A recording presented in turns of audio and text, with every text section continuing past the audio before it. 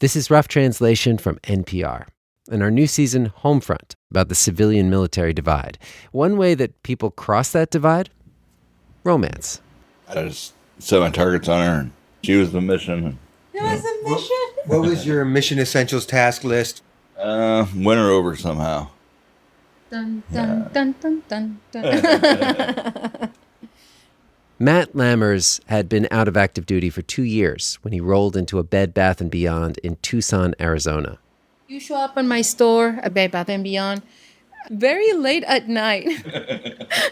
Alicia Argelia was a store manager. And when you want to close the store, you don't want customers around, so you go and help them. So, what can I do for you? And oh my God. Alicia sees Matt, this big Asian guy with lots of tattoos who uses a wheelchair.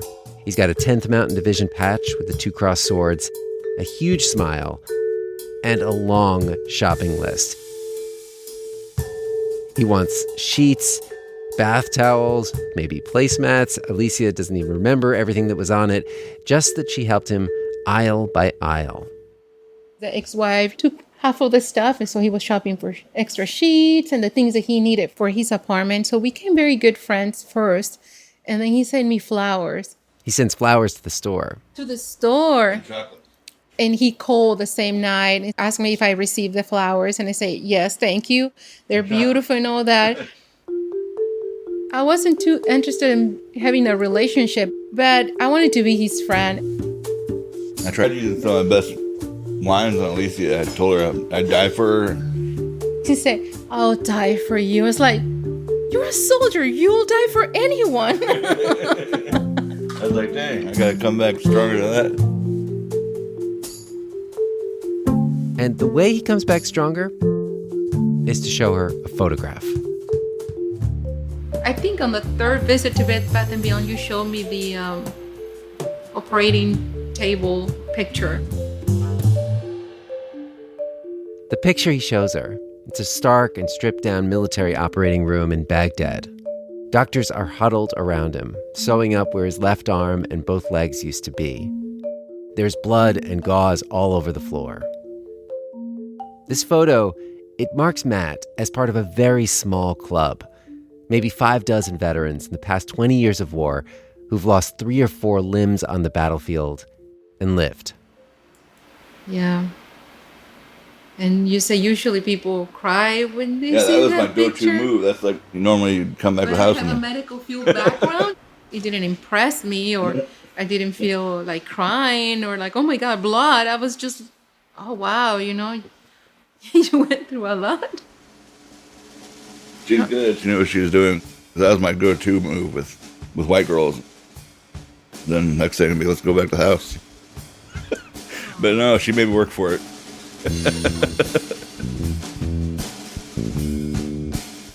This is Rough Translation. I'm Gregory Warner. It's our new season, Homefront. A few years ago, our correspondent, Quill Lawrence, head off to do a story about how veterans come home. And we should say that most combat veterans, even those with PTSD, adjust pretty well to life back in the States. But others do struggle. And Quill wondered, what happens to them? How do they find fulfillment? What do they need from loved ones? And this led Quill to an extraordinary story about an extraordinary return, which led us to a different question: what it takes to be a loved one of a veteran trying to come home. Someone who falls in love with a guy, but then becomes his chief caregiver and battle buddy. This story does contain graphic and vivid accounts of war and battlefield medicine. Matt and Alicia have been through a lot, and they talk about it candidly. So please make sure you're in the right headspace to hear it. Rough Translation's Homefront, back after this break.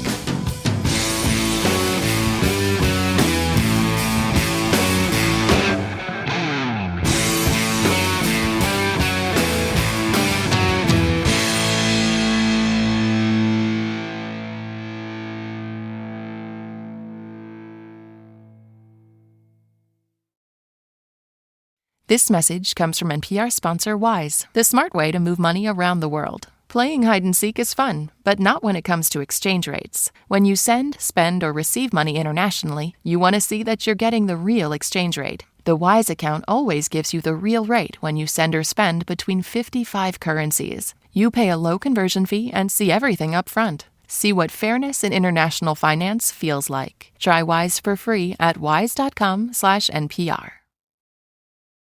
An officer pins a 16-year-old to the ground and punches out his teeth. But are there any consequences for the cop? For the first time, we take you inside the secret investigations that show how police protections in California shield officers from accountability. Listen to On Our Watch, a podcast from NPR and KQED. We're back with Rough Translation. I'm Gregory Warner. NPR has a veterans beat. In fact, we're the only national news network with a vets beat, which I hadn't actually thought about till I was talking with Quill Lawrence, our veterans correspondent. It can be a lot of pressure to choose which vets to profile. I'll just say that there are some times when I've been talking with the VA, and they pretty much come out and say, "Are you sure you want to do a story about this veteran?" And what's implied there is kind of like, do you want to make this your poster boy for an NPR story? Basically, because you're going to look pretty bad when he's the hero of your story and, the facts about what he's done come out. Are you really sure that this is the guy you want to feature? But Quill wanted to tell a story about someone who was having a hard time coming home, who was, as he would be the first to admit, hard to love, and who was testing the system in so many ways, which led Quill to Matt Lammers. Having been given so many curveballs, I just learned how to roll with the punches. And List your curveballs for me. Being orphaned, found on a police station doorstep in Seoul, South Korea. Being adopted at 10 months old, growing up in the Midwest, experiencing a lot of racism and prejudice and other things. I guess I could say I gave myself a bunch of curveballs as well, making bad choices in high school with drugs and trying to self-medicate. Matt was arrested in high school for drug possession. But then after 9/11, he enlisted in the Army. They gave him a drug waiver. Usually you can't join with a criminal charge. And in the Army, he flourished. It was good. I'm glad they accepted me. That was a little bit of a hurdle, but it was good to clear that. The first time he deployed to Iraq, he got a Purple Heart. In September of 2004, his truck rolled straight into a roadside bomb. We all lived through that one. Some minor hearing loss, 5 days off the line, and finished out my deployment. He went home for a while, then redeployed in 2007 as a sergeant. And one day in June, he was on a road in Baghdad. We had just come off of Route Irish. Yep, Irish, I know. And then we turned southbound. Anyone who's been to Iraq has been stuck on this road. I just checked the time on I'm right-handed. Before all this happened, I was right-handed. My dad had given me just a nice watch for me being enlisted, and I just checked the time. I had one last Newport and my cigarettes in the ACU pouch near the boots. And he said that he was going to reach into his leg pocket and grab the cigarette. But he thinks, you know what, maybe I'll save that cigarette for when I get back to the base. And I thank God that I decided not to have that cigarette. That's when I remember all the traffic, civilian traffic next to us, screeched to a halt. Everyone in front of us sped up. Yeah. And I just thought, oh shit. And then just, boom. As soon as it happened, the wind got knocked out of me, and my brain recognized the smell right away, and I was just thinking... You good talking about all this? Yes. Cool. It stung. Yeah. It was one of those days I knew it was going to get worse before it got better. Matt says stuff like this all the time. He might say, not to sound too dramatic, even when things couldn't humanly be more dramatic. Or it was going to get worse before it got better, which means it's going to get really bad. I remember I picked up my hand. This left hand is pretty much detached at this point. Initially, it didn't occur to me it was my hand, and so I set the hand down thinking, okay, it's one of my soldiers, and hopefully we can save it. And I tried to stand up about 3 times, and it occurred to me I couldn't stand. And I looked down, and that's when I saw everything was just ripped open, and my femoral arteries were just spurt. And I remember thinking, okay, crap, like it's go time. And it just, everything kind of slowed down. I just remember seeing my arm, everything was just trembling from shock. It was probably 125 degrees, June 10th, in Baghdad. I was freezing cold, and I knew what that meant. He's in shock, but also in extreme pain from the parts of his body he can feel. I was just screaming for help, not for myself, but for my guys. I thought they were all gone. And nobody would give me a situation of my guys, which made me think the worst. You know, like, oh, don't worry about them, don't worry about them. I'm like, it's my job to worry about them. I remember there was a private sitting on my chest. He was like, I know you're a sergeant, I'm just a private, but if you fall asleep, I'm going to punch you. And I'm like, that's cool. You know, like, bring it on. And I just kept making eye contact with him and thanking him. And I remember there was he must have been a new boot in ground because he looked like he was about to puke. And I kept apologizing to him because I kept getting blood all over his new boots. I'm like, I'm sorry I'm messing up your boots, brother. They couldn't believe I was still conscious. He, at some point, realizes this is a lot more painful than it should be, and the medic has gotten one of his testicles stuck in the tourniquet on his right leg. And I kept screaming, it hurts, it hurts. He's like, it's supposed to hurt. I'm like, no, like, this is a different kind of pain. When did they figure that out? When I got to the hospital. Later on, I found out that he committed suicide. The medic did. He was a good man. Matt is often asking himself why he survived and others didn't. I found out that one of the flight medics that helped me, he ended up killing himself too. And I was like, are you serious? Why are all these people? I just wish I could give them a hug and thank them. Like, I'm still here. Life goes on. I think those medics see so much, you know. They have to see the carnage. And, yeah. They managed to get Matt to a hospital in Baghdad. I got to the hospital finally, and my eyes were closed. He overhears someone saying, the major who was in charge of the medical team at the time said, okay, team, we have to be on our A game today. Sergeant Lambert doesn't have much longer to live. Oh, my eyes real quick. Excuse me, sir, you're talking about me? He's like, holy crap, you're still... And it's like, yes, sir, and I'd like to hopefully stay alive. That would be okay. And they're like, Sergeant Lambert, can you wiggle your toes? I chuckled and I said, with all due respect, sir, if I could wiggle my toes, we wouldn't be in this predicament. He's in the trauma bay. He's in and out of consciousness. And this next part might be especially rough to hear. I looked over and I was on the pre-op table at the time. They were flushing IVs, and I think I had to get like 10 or 15 units of blood immediately. They had people lined up. They didn't even have time to test the blood. They ran out, and there's people just lined up at the door just donating blood to save me. They realize that he doesn't have enough volume of blood left in his body to take a hit of morphine. And they just say, you know what, son, we're going to have to do this to you while you're awake. So unfortunately, you've lost so much blood, we can't give you any pain meds. And I said, I knew it was going to be a day that's going to get worse before it gets better, so just do what you got to do, sir. What Matt says they did next may sound extreme. I checked with 3 combat doctors who all said that Matt's account is plausible. He was in extremis, near death. They had to act fast to save him. There was a specialist, a female medic, and she offered to let me hold her hand. I respectfully declined because I said, ma'am, I'm not sure how bad this is going to hurt. I've never been amputated while I was awake, so I don't want to break your hand or anything if it gets that bad. And so they just shoved a blue hospital rag in my mouth, basically, and told me to bite down. I can still remember the bone saw, the high-pitched kind of squealing noise. They started with my left leg, and that one hurt. And then they just cut through the right one. He starts feeling this terrible pressure in his chest, and he can't breathe. And they hadn't realized this because they're working on his severed limbs at the moment, but his lungs had started to collapse. And he taps them to get their attention, and then they notice, and they jab a needle in through his upper right chest in order to reinflate his lungs, and then he can breathe again. My body was just trying to protect everything vital, I guess.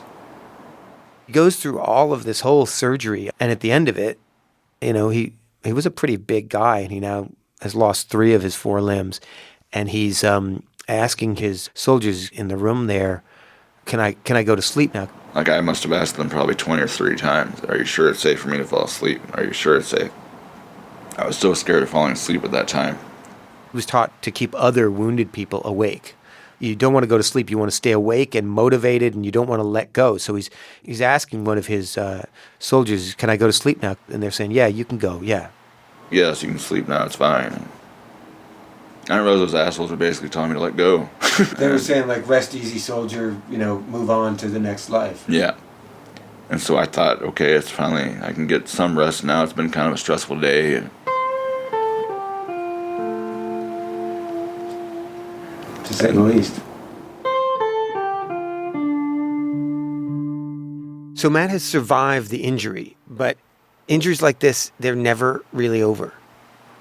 So can you sort of taking it one day at a time now? Yes. Amen to that. One day at a time. Because my pain level right now, sometimes it's minutes at a time, just to get through. Not to sound too dramatic or anything. So there's a couple of different kinds of pain he's dealing with. When you amputate a limb, sometimes the bones, they keep trying to grow back, and they don't always grow in the best direction, and you have to go back and get surgery after surgery, get them shaved down. He's also got all of this phantom pain from these 3 limbs, and sometimes he tells me his feet feel like they're being burned with hot irons or stabbed with knives. Yeah, I can usually kind of shift, like, if this pain gets real bad, then I can focus on the pain in my legs. And I'm hoping that overpowers this one. And I try and mentally override. Yeah. Choose the least amount of pain, even though it's still pain. When he came home from Iraq, Matt was sent to Brooke Army Medical Center in Texas. And they said, we didn't know what to do for you. He felt like they were improvising how to help a triple amputee get back to a normal life. Clipping my own nails. That sounds silly, but I tried to learn when I was at the hospital. They set up they glued a nail clipper to like a piece of wood, basically, and told me to use my residual limb. And I just kept slicing off my cuticles, like, all the way down. And so Man. I'd go out and just get a Manicure? yes. Really? A manicure. But they still charged me like full price for both hands. And I was like, what the heck? Like, you're doing half the work. I'm not asking for a protective coat or anything like that. I just wanted my nails clipped. He asked his doctors and physical therapists, what should I do if I fall out of my wheelchair? How should I get back in? He says they told him to wait until someone comes who can pick you up. No, that's unacceptable. So it was painful. I'd get back from physical therapy and I'd stay up at night, fall in, and kept trying to crawl in my chair, lose my grip, I'd fall again. Just trial and error. He fell so many times, he ripped open the stitches on the stump of his left arm. I was too embarrassed to go to the hospital, so I put it underneath my chest and I slept on it without the bleeding. And it was interesting. Wow, man. You're a piece of work. you just let your arm open up and... Yeah, the stream was slowing, so I'm good. It's not life-threatening. We're good. It took a lot of trial and error and some more blood, but after a month, he figured out a system to get in and out of his chair. Positioning the chair at different places to see which would be best. And I found that since my left residual limb is longer than my right leg, I always try to leave my left one. It's only about 1.5 inches longer, but as long as I get 1 inch of contact on my bone and I have a handle or some way to pull, I can pretty much transfer anything within reason.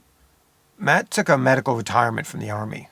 After his first marriage ended, he moved in with his parents, who he had a rocky relationship with. My mom was pretty snarky at the time at my retirement party. His mom made a joke that Matt didn't appreciate. She's like, oh, it must be nice to be 25 and retired. I felt like a failure and moving back in with mommy and daddy and relying on them. 2 months was about all I could take. For those 2 months, Matt teaches himself everything he'll need to live on his own. Like how to crack an egg with one hand. He taught himself how to get into bed and get into a car. He learned to drive again. The VA outfitted his truck so he could steer it with a prosthetic arm. And finally, he was able to move out of his parents' house and rent his own apartment in Tucson, which is how he ended up late one night at a Bed Bath & Beyond with a giant shopping list. You gotta go above and beyond. It's Bed Bath & Beyond. This is the beyond. Yes, this is a beyond part. And part of the policy is you can't say no to a customer. Alicia never expected to be working in retail. In Mexico, she'd been trained as an aviation mechanic. She loved fixing stuff and diagnosing problems. When she immigrated to the U.S., she worked for a while as a certified nursing assistant. Then, when she met Matt, she thought maybe the military life was for her. She even submitted an application to join the Air Force. I was so impressed with his determination. He was very positive. When we talked, we had deep conversations, and not just superficial things about what you truly want. What would you like to do? They would talk for hours on the phone. Like he told me, I would love to start walking, but they told me it was going to be hard and things like that. So we got very deep conversations, right? So that was different. And I liked that. Alicia was fresh from her own divorce. She and her ex shared custody of their 3 kids, though the kids mostly lived with her ex. And Matt could relate. He'd missed a lot of his children growing up when he was deployed to Iraq. Well, what brings you here to Sesame Street? This is an episode of Sesame Street about injured vets coming home. He doesn't have no legs and one arm. And they invited Matt and his daughters. I didn't think she wanted to hug me because she was scared of me, maybe. That hug made me feel so happy and complete inside that it made me feel like I didn't really lose anything at all.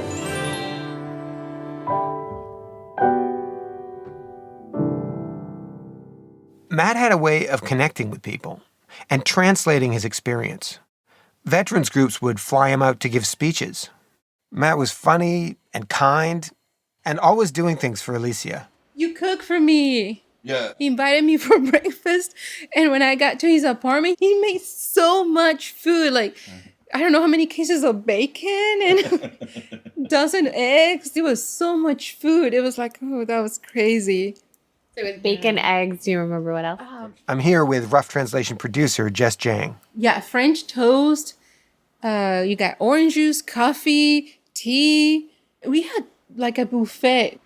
So that makes you feel like you're a very special person, It's just serious. It's not a game, and I like that too.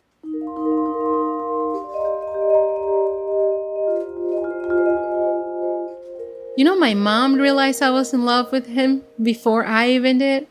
At some point, Alicia's talking to her mom.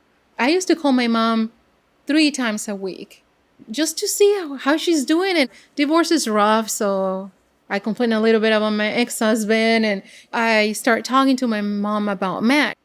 I met this person, and his name is Matt, and this and that. And then every single time I talked to my mom, it was about Matt.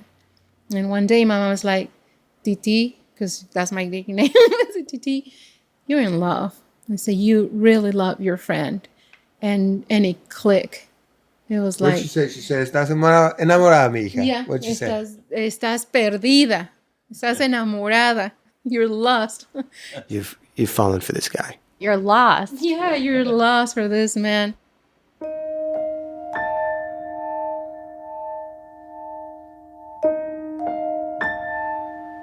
Tell me about that decision to enter into a relationship. I thought it won't be easy physically. You see Matt, and the only thing I thought is the physical part, right? So I thought it's not going to be easy, but I can do it. I can do it. Pretty soon after Alicia met him, Matt moved to Houston, Texas. A nonprofit had offered him a house there. But even though he was now 1,000 miles away, he kept seeing Alicia. He'd drive the 15 hours back to Tucson just to see her. And then Matt got hit by another one of those curveballs. He's driving down the road and he gets sideswiped by a teenage driver. And his truck is totaled and his wheelchair is totaled. Luckily, I had just gone to the grocery store, so I did have a pantry full of food, this like ramen and stuff. And so from what I could reach with a grabber, anything on the shelf, I'd knock down to eat chips. And how are you cooking even the ramen and stuff? I eat dry or I just eat chips. I basically just snacked. And I had MREs. Luckily, I had a lot of MREs taped up. MREs are meals ready to eat. It's a whole dinner in a box. It's for troops to eat in the field. Matt had bought a bunch of them at an Army surplus store. So I do remember eating those, cooking those in the living room. Cooking them in the little chemical packet? Yeah. Yeah. The house that Charity built for him, it wasn't fully handicapped accessible.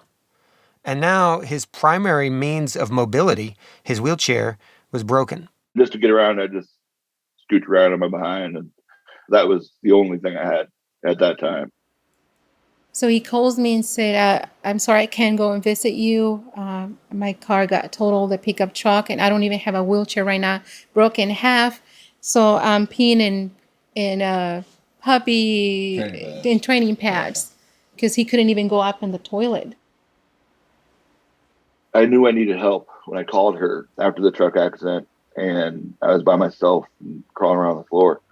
So I needed help physically, but also like there's a lot of other stuff I knew I was going through. Alicia comes to visit him in Houston, and she's kind of shocked about what she finds. Here's this guy who was cooking her breakfast, and now he's dragging himself around his house and eating dry noodles. And for a guy who seems so independent, he's not taking action, not calling the Department of Veterans Affairs to get a new wheelchair or to get his truck adapted for his prostheses. No, at the time I wasn't making my appointments. I had probably 2 drawers full of just mail. It overwhelmed me. So I just didn't look at it. I was like, well, it's out of my sight, it's out of my mind. Ever since Matt got his first Purple Heart, when he was in that first explosion, he'd struggled with keeping appointments, staying organized, or remembering phone numbers. So doing all that VA paperwork just seemed impossible. They said I needed to apply for all this stuff. I needed to do all these papers and forms. So they won.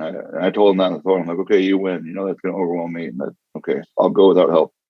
Matt's not alone. One disabled vet told me he got diagnosed with PTSD and the stated cause was VA paperwork.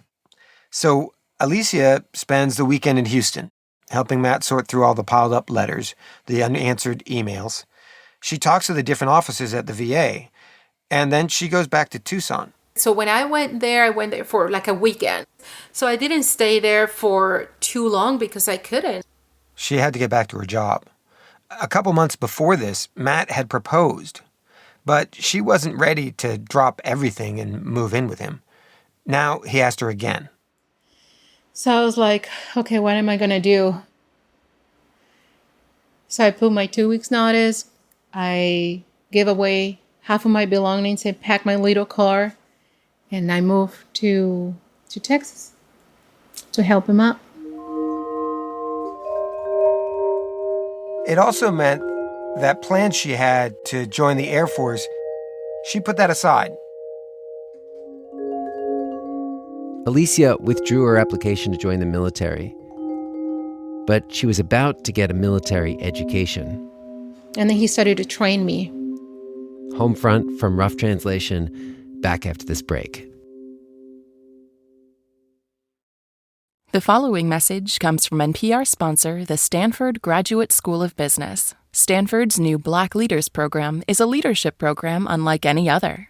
Transform your leadership, build community, and explore the complexities of showing up authentically in this unique program for Black leaders. Connect with people who share similar experiences and create a meaningful network to guide you on your leadership journey. This live online program begins August 9th. Visit StanfordBlackLeadersProgram.com to learn more now. This is Homefront from Rough Translation. I'm Quill Lawrence. Once in Houston, Alicia gets a full-time job at the Bed Bath & Beyond there. And when she's not at work, she's doing a lot to help Matt out. So what does Alicia help you do? She helps me shower, clipping my nails. That's a huge one. We don't like saying the word can't in our family. However, that's something that I really can't do with one arm. She helps me transfer my wheelchair, and she helps me open water bottles. I used to do it with my teeth, and so many of my teeth have fallen out from ripping open bottles and cans that now it's kind of hard for me to do that without taking a shower. She's prepping water bottles, just things that people don't even really think about. Opening a banana, like I just did. Just opened my banana for me. I mean, thank you, by the way. And I did patient care for so many years. And to me, it's something very natural. Like if we go to a place and eat, I never ask him if you need help. I just reach over and start cutting up his steak, because it's just what I do. It's me. I'd honestly say, not to be smart, the question's more what doesn't she do? Because she does so much, and it's not just the physical. She's there mentally helping me stay on track, reminding me of why we're still in the fight, why we still go on, why we never give up. Alicia had to remind him a lot. One night, she wakes up to find him doing cocaine in the bathroom. She tells him he has to quit. And he does. He quits cold turkey. But then he tells her he's been to all these parts of town where he bought drugs. He wants to help Houston clean up its crime. He's buying a lot of firearms. And he's driving around with a truck full of firearms. We had like 20-some rifles in the truck, in the bed of the truck, and like 5, 6, 7, handguns, and thousands of rounds. Thousands. Matt already has dozens of guns. I mean, more guns than any one person could carry. But Matt is spending his disability check buying more guns. Everything. Pension, disability, everything. So it was the 8th of the month, and we didn't have a penny. And then he started to train me. The way he was trained in the Army. So he started to wake me up in the middle of the night, show me how to shoot, reload magazines at 2, 3 in the morning. Thousands of magazines. I've heard a few other wives of veterans tell me stories like this. Their husbands started acting like drill sergeants, forcing them to learn the sort of skills you mainly need in a combat zone. At the beginning, this was fun because I'm learning something new. But then it was like, okay, it was something I had to do. Like when I learned how to clear a house. Matt had Alicia search room by room to make sure nobody had snuck in while they were out. We came to the house and something was moved kind of weird. I was like, maybe someone's in there. You got to clear the house. Then Matt started taking Alicia around the city on patrols in body armor. Now I have to drive around with a military vest with ceramic plates on, and I had to use a military helmet. It's heavy and hot, and it was super humid in Houston. Were people looking at? Oh, yeah, all the time. We got a lot of looks, a lot of looks. I had her wearing body armor because in my head, I had some friends who were on the sheriff's department, so in my head, I was volunteering with them. So that's why I had her in body armor, because I was in my head, I was patrolling. Alicia would tell herself in these moments, okay, this is strange and uncomfortable and scary, but I'm doing this for Matt. He needs me to support him. Then one day, they're out on one of these patrols. They've been driving around for hours, and Alicia asks him, can I please use the bathroom? He didn't want to stop. He told me, pee on a diaper. Like we were in a Humvee. They're all males. They get a bottle, they pee on a bottle. They don't stop. So he's asking me to pee in a diaper. And I was like, no, I need to go to a bathroom. There's a Walmart right there. I can't just go there and pee. He said, all right, then. He lets her out. And when she comes back, he's gone. My phone is inside the car. My purse is inside the car. It's just me, just sitting on a bench, crying, waiting. Oh my God, he left me here. What am I going to do now? And then 10 minutes later, he shows up. I hope you learned your lesson.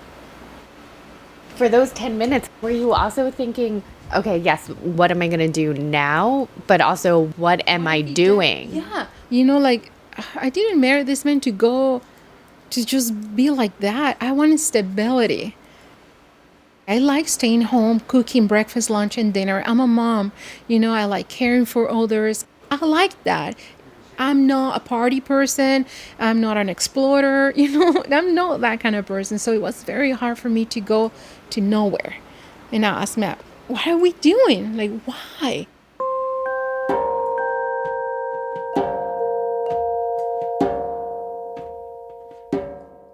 And Matt told me, I need to know you had my back. And I cried that day because, wow, he just needs to feel like I'm one of his brothers. One of his battle buddies. Like I'm a good shot. Like I know how to use all this equipment. I can put pieces together just in case something happened. He feels protected by me the same way I will feel protected by him. When he said that to you, why did you cry? I cried because I realized that something else was going on and I didn't know what it was. But I knew that it was normal to him.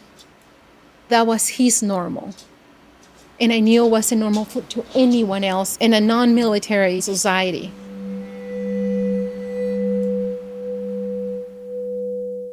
She told someone at the VA about these patrols.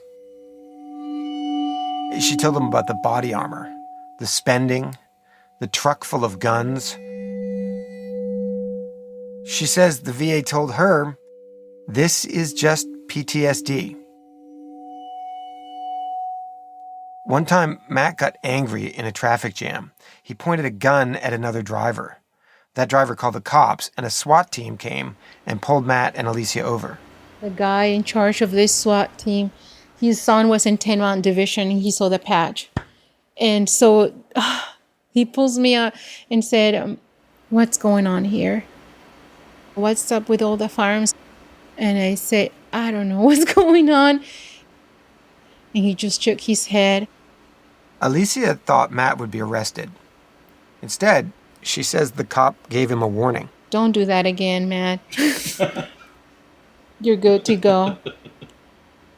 And then he talked about his son being in 10 on division, coming back, not being the same. And it clicked. That's when I realized he's not the only one.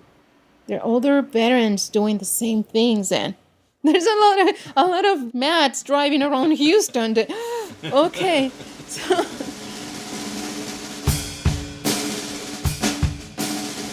There are all of these Matts out there.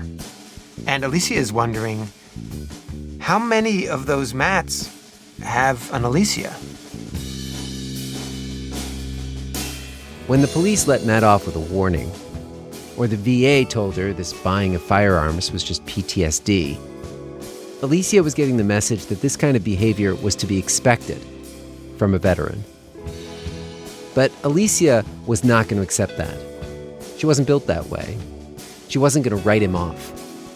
She remembered the Matt that she'd fallen in love with, the one who'd inspired her to want to join the Air Force, who made her feel cared for at a low moment in her own life, and she didn't want to let him down.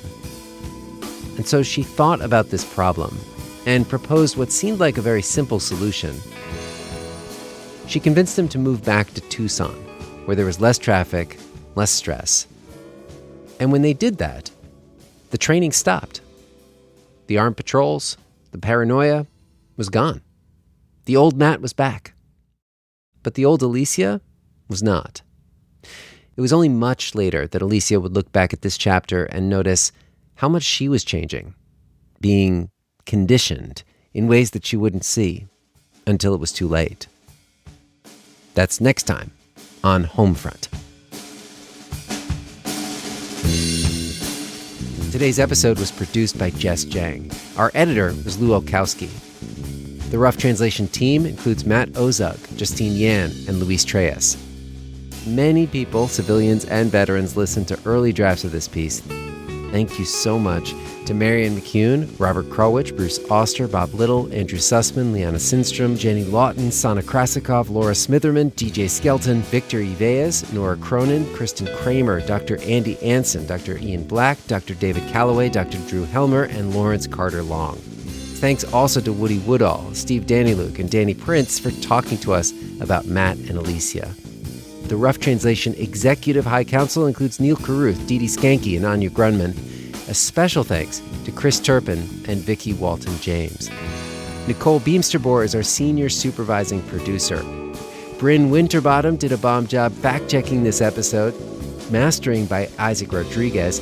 Retired Army Captain Kimo Williams composed Homefront's theme song. Additional music from John Ellis. Jess Jang scored the episode. I'm Gregory Warner, back next week with more Homefront from Rough Translation.